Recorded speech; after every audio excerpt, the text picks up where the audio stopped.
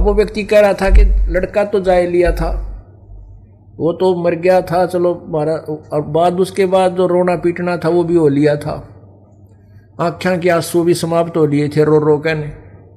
अब जीवन कति निरस दिखाई देता, जैसे हम उसे अंधकार में घूम रहे हों। अब आपका ज्ञान सुनकर परमात्मा की महिमा से परिचित होने के बाद अपने मनुष्य जीवन के शेष जो समय है उसकी उमंग होगी कि वो नाश तो होना ही था और मेरे कर्म इससे भी बुरे थे, लेकिन अब उन पाप कर्मों को धोने का, साफ करने का, उनको समाप्त करने का तरीका मिल गया। और अब उमंग है जीने की, आशा है मालिक और जीवन दे तो भक्ति के लिए दे, तेरी भक्ति करता रहूं, नहीं तो इस जीवन का कोई चारम नहीं रहा था।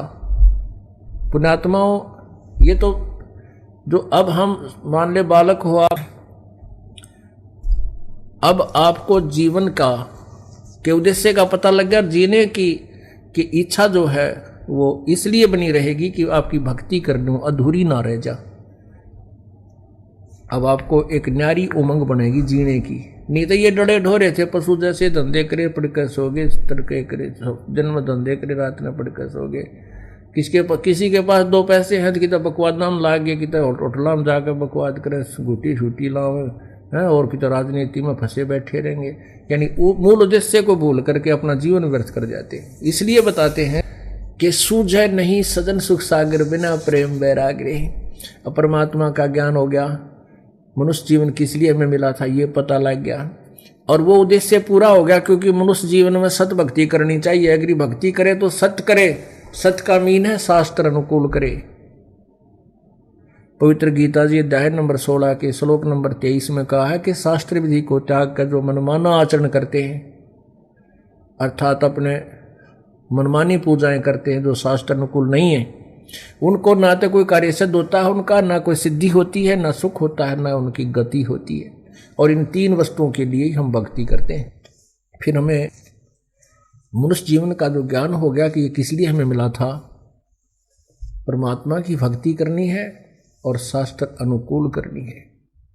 और शास्त्र अनुकूल भक्ति करते हुए जो तुम्हें आनंद आएगा, जो खुशी होगी, फिर जब ये संसार छोड़कर हम जाएंगे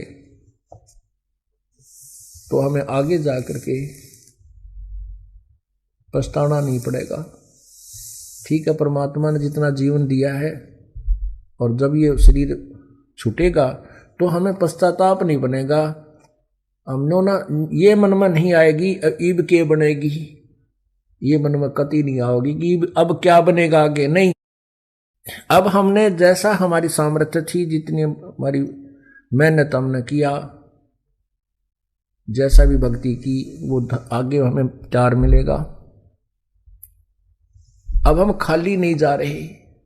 जैसे बच्चे सब एग्जाम में बैठते हैं, जिन्होंने शिक्षा ग्रहण कर रखी है, खूब पढ़ाई कर रखी है, अभ्यास कर रखा है अपने पूरे वर्ष में, तो वो घबरा कर नहीं जाते, उसमें थोड़ी सी घबराहट होती है, ज़्यादा नहीं।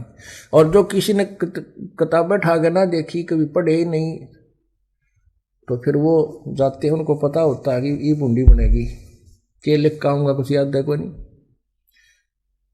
और वो घबराहट में कुछ थोड़ा बहुत याद है वो भी भूल जाते हैं, फिर तो वो फेल हो जाते हैं।